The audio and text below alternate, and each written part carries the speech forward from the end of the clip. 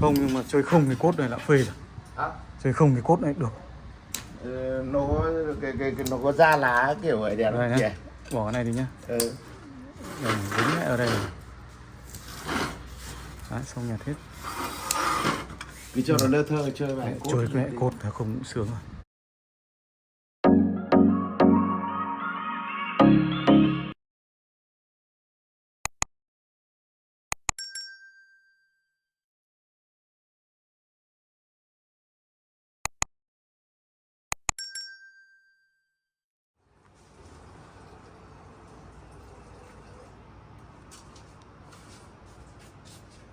Đây bây giờ chỗ này đi vào danh thanh thang nhỉ. Xếp. Cảm giác như thiếu cây gì đấy. Đang định kiếm 1-2 cây để cắt. Bây giờ thì khá là căng nước đấy vì mới mưa xong. Không ngại chảy nước, chỉ ngại nó vỡ thôi. Nhưng cắt thì mùa này nó lại nảy ngay mà. Khả năng lấy cây này ra để cắt. Này thì lá thì cũng già hết rồi nhưng mà vẫn cần phải to thêm. Này cũng thế. Cây này cũng thế. Ra. Chậu trên mặt là thế thôi. Này vẫn phải nuôi. Này rễ nó dài này như rễ đước ghê thật. Quá kinh. Ghê thật.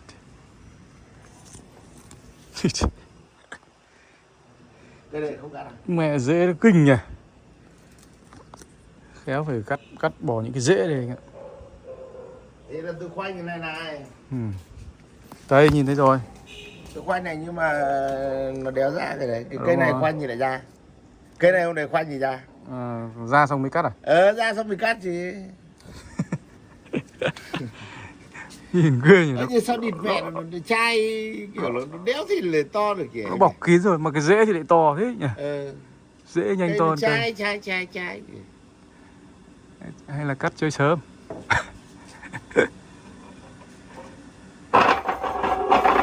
Yeah. Đấy. Có bé qua không? Rễ nó ghê thật. Hả?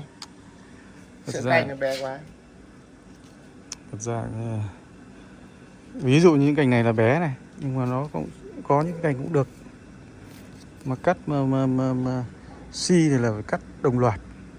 Cắt phát hết ngay được không?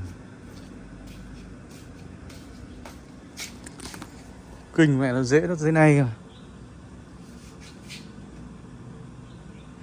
Nhưng mà chính là dễ như này thì thân nó ít biến này.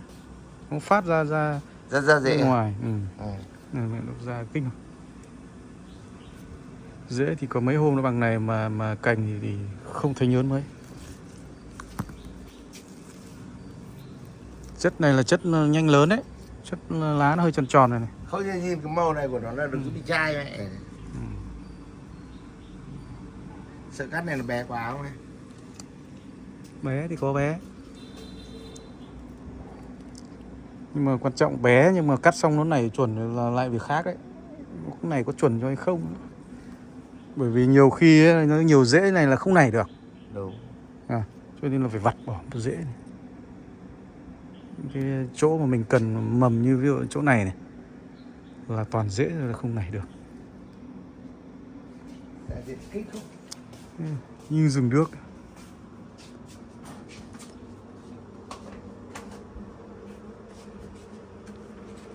Lại sắp mưa.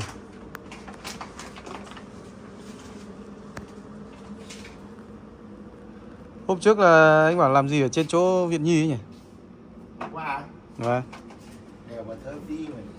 Công trình à hay gì?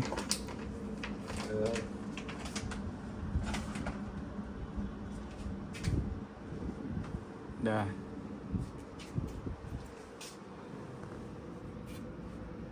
Mới hôm trước gọi định vào Tùng chơi mà khó gặp quá.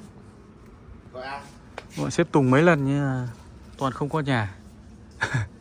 Có gọi không? Có, có ngoại. Nhưng mà dạo này lọc quan chức đéo chứ mà ấy nhỉ. Thế bảo đi tỉnh suốt. Làm ăn lớn. Nhưng mà đi như thế là mới có tiền chứ.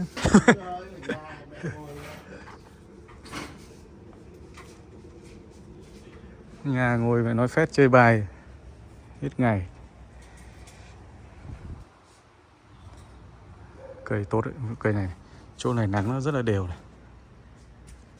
Cây này nắng nó đều, trên lá nó khác, nắng đều. Cây như này dài cả cái lê ấy à? Dạ cái đấy để cho nghĩ là nó thấm nước thì để cái hôm mấy hôm nó khô ấy. Cái này nó cũng là giá thể trồng cây đấy, đúng không? Cái này là để nó lót ở dưới thì nó, nhưng mà mình lại cho lên trên để cho cái hôm nắng kiểu tưới cho nó bị khô ngay ấy. Vâng. Mà nó hay lót để cho nó thoát nước. Chính của nó là cái bọt này là bọt thấm nước.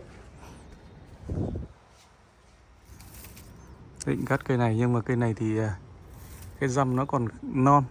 Thật ra trên quê thì bánh tẻ cắt là đẹp, nhưng mà mình muốn chuốt cái răm nó dài thêm tí. Cái động vào thì có lẽ là chỉ lọc mầm thôi chứ còn cũng không. Cây này không cắt gì. Không cắt gì.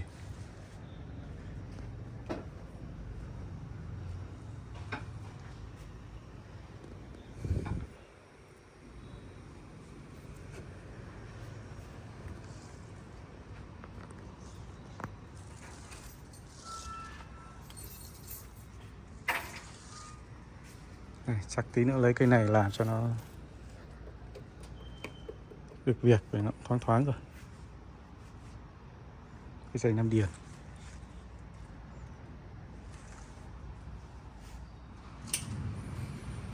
Sớm nó kinh thật. Đấy, bóc dễ mỏi tay luôn. Để một thời gian là nó bóp thân là sau gỡ về đấy bẩn. Bên này thì nuôi thôi, để là cái tí sẹo cái thôi. Còn cây này cốt bóc ra như là Bóc ra thì nó chơi thì nhìn nó gươm lắm. thân nó mới sạch. Cây này cũng có cần phải lấy vách đâu, cốt nó đẹp và không cần vách. Con này mà nó con cốt nó cân còn gì nữa. Con này mà nó con xanh quê nhỉ mẹ. Thì trăm này.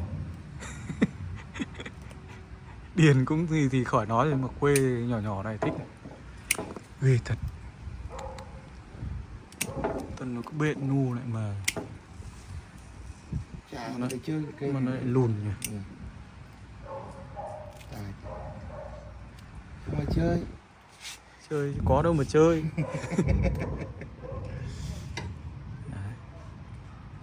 Khiếp thật mẹ, cái rễ nó to nhanh hơn cả cành. Mấy hôm đợt vừa rồi mưa để mà nó ghê thì đây là những cái cây này là chỉ còn khoảng mấy hôm là nó đã gớm thế này. Nhưng mà cái cành chi này cắt ra đúng với đi đéo ổn rồi chú ạ, nó đéo ra. Giờ vô phúc lại mọc ra đít trên này thì ăn cứt nhỉ, địt cụ. Chịu khó cắt thần dài ra. Hả? Cắt dài ra được sau lại nghĩ cách tiếp. để lại về dây dợ vào. Bởi vì trong nó lắm điểm dễ quá, bây giờ cũng không này được. Thôi cứ khay xuống đi nhỉ. Thôi, khanh làm gì? Hả? Thì cắt luôn trực tiếp trên này. Không, anh định cắt luôn à? Thế mà sao mà cắt? Có cắt không? Cắt xong rồi anh nhặt rễ sau nhá. Thì không lại đến giờ đón trẻ con rồi. Anh cứ vang lượt chứ em. Gọt đi. Gọt lại nhá. Vâng, cứ gọt xa ra. Để xong để cho nó đỡ vướng cái đã. Tại vì là cắt luôn đây. Còn cái máng kia thì cứ nuôi gì thì nuôi. Cắt hẳn xa ra. Nhìn giá mà bóc được cái rễ này ra thì nó lộ cốt thì anh em mê lắm. Cái mẹ nó chai lì này em nhỉ. Nó không lớn được thật sự luôn. Hả? Thế nên anh phải nhặt hết rễ đi. Tài chứ. Đây là cái cành như này nó không biết bao nhiêu lâu rồi nó không bay được. Cắt đi, cứ cắt xa xa ra. Cắt thì cũng mốt nhỉ. Nhặt cái rễ này mới lâu này. Đấy, đằng nào cũng phải nhặt rễ, không có vào nữa rồi. Làm cái thân nó bẩn hết cả cái thân. Dính hết vào trong này, trong cái cốt thì đẹp. để lại cái ngọn thôi, để tí nữa tính tiếp. Nấm nhựa lắm.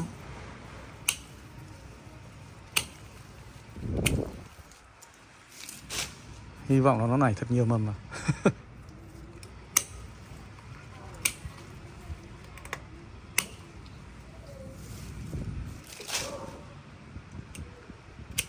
Rồi cái bầm cái đấy thì cái này lại ra. Ừ. Được, ra được 2 cái là đẹp.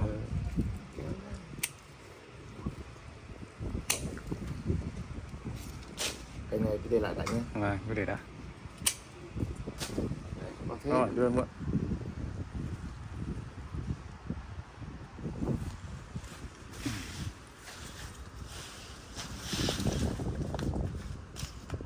Đây này, chỉ có mầm ở ngoài.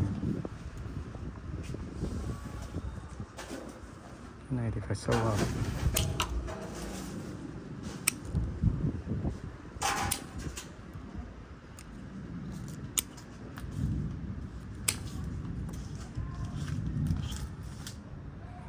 Cái này thì nuôi để ấy thôi, xong bỏ đi thôi. Bây giờ bỏ đi cũng được rồi. Bỏ đi. Bởi vì nó có cái rễ rồi. Cái rễ này không nuôi làm gì này. Cái rễ này nó ở trên này. Cái đây là bíp rồi. Cái này bíp rồi. Đây, chỉ cần mấy cái rễ này thôi. Thằng này có để không? Thằng này bỏ thì không nó loe cái này cả. Thằng dưới thì để đúng không? À. Thằng này cũng bỏ. Nó không nó chạy mấy cái gầm này. Thằng này để này. Mấy cái thằng này bỏ hết đi. Rồi những cái thằng này cứ để ra. Thằng này thì mẹ phải đáng nghĩ gần, nhưng mà chắc có mỗi cái này thôi. Đi không để được đâu em, các sâu không nó để ra đây, nó không ra đây.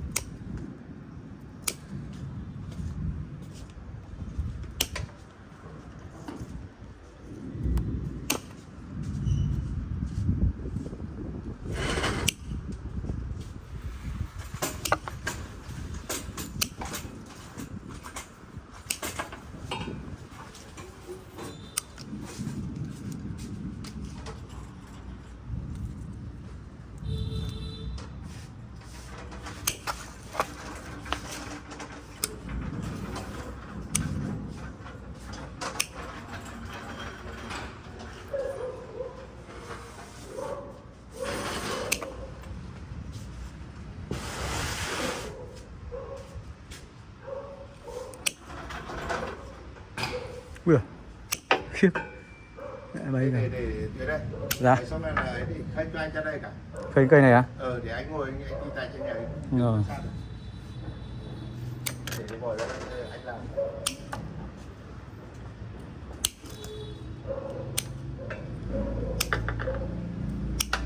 Rồi, khiêng. Không, nhưng mà chơi không cái cốt này là phê rồi. Hả? Chơi không cái cốt này được. Nó có nó có da lá kiểu vậy đẹp Đây lắm nhá. Bỏ cái này đi nhá. Để dính lại ở đây. Đấy, xong nhặt hết. Cứ cho nó lơ thơ chơi vài cốt. Chơi cái cốt là không cũng sướng rồi. Nhìn nữa phê. Nhặt sạch thì phát này. Đăng lên vào đây mẹ xanh quê.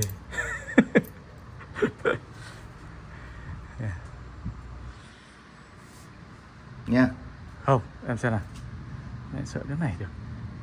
Để đây đi, nó mà vào cái cành này đéo ra được đâu. Thì chạy ra ngoãn nha. Nó làm kiểu bọn Tây được. Nó chạy ra, nó chạy ở đây đây. Sợ không nảy được.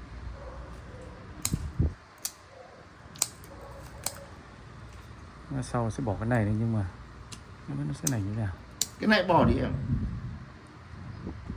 Đang phòng cái này nó mà sau nó tịt thì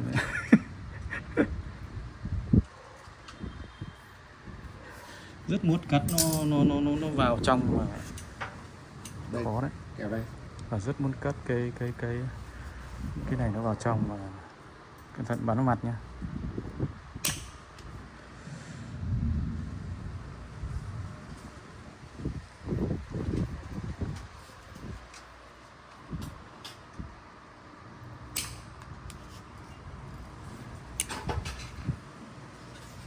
Cái này nó để được. Em ơi cái dễ này lấy đường đi nhỉ? Thôi. Cái nhỉ? đấy bỏ đi. Anh đang nuôi mỗi cái rễ đấy ở cái bồn đấy đấy. Không, bồn Đây nó chạy vào đây này. Không, cái đấy không, có phải. nó chạy dưới. Em cứ cắt ở trên này cho anh đi. Cái này là anh nuôi cái rễ này, anh nuôi cái ve này này.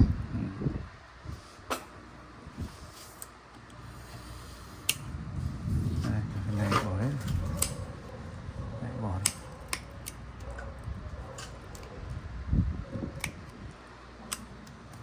Chính vì nhiều rễ quá nó không nảy được. Đấy, gỡ lưới. Đủ cho nó bo cái sẹo này cái mà em sẽ bo cho.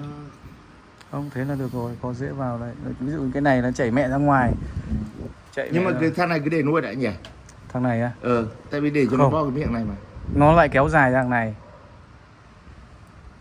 Nếu mà có cái đây, cái này mà vắt vào đây thì đẹp này. Nó chạy bò vào đây thì đẹp. Thế đây, thì mới thế để thằng này này. Thằng này em sợt vào đây cho anh đi. Không mất cái này. Cái nào cơ? Cái này. Cắt cái này. Quấn ở đây. Không, quấn ở đấy thì liền ở đây thì đẹp. Thì được, sau mình tháo đến đây này. Có một cái nó bò như này nó vào đây thì đẹp này. Rích rắc đúng cái khe này thì đẹp. Tại vì đây này cái canh này nó thối cho tận đằng này này em này. Em phải ra. Đúng rồi. Nó múc cho tận đằng này này. Đây này. Cái này mà lúc mà mình vắt được vào đây thì chạy ra thì đẹp. Cái này này. Ui giời. Thành bọc rồi.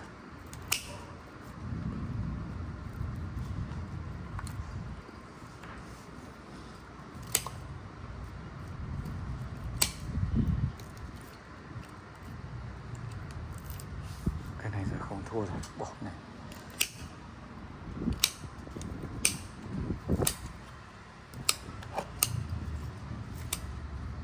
Đấy. Thôi, có khi là phải cắt tạm thế đã. Chạy cái đã. Không sợ không đón kịp chứ còn. Thì cắt cái cành ấy, cái cành nhá, Cành là cắt thế là được rồi đấy. Xong rồi đón mầm xong cắt tiếp. Xong lại cắt tiếp đúng không? Những cái rễ ở cành này là anh cắt bỏ hết đi nhé. Rồi. Nó không nảy được. Đó. Bóc hết đi. Để lại Em những bị cái rễ. mưa mẹ, em bị mưa. Thôi, mưa thì có mưa không sợ. Ngoại nhìn lù lù nhỉ. Cắt tỏ. Ghê thật. Một đống, như cái đống dơm. Đấy, bóc được ra nhìn nó phê. Xong bỏ mấy cái sỏi này nhìn nó mới kinh. Không đảo đây là xanh quê nhá.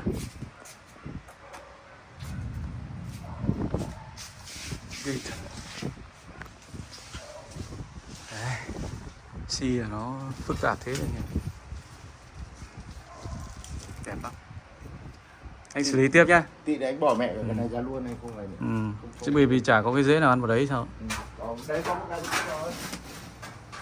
Anh nhìn. Rồi, tạm thế đó. Tổ đấy.